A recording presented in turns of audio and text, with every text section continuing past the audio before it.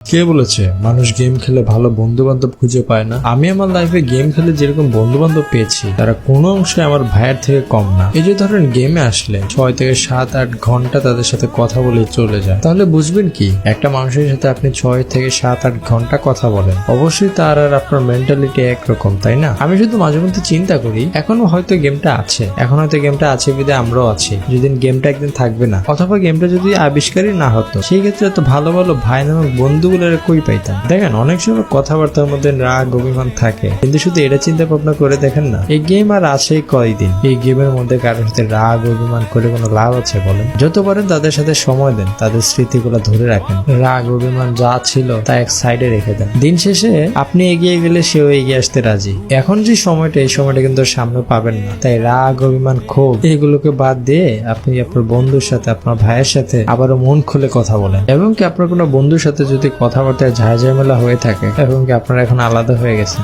এই ভিডিওতে মেনশন দিয়ে তাকে সরি বলে দেন, দেখবেন সে নিজ থেকে আপনাকে আগলে নেবে।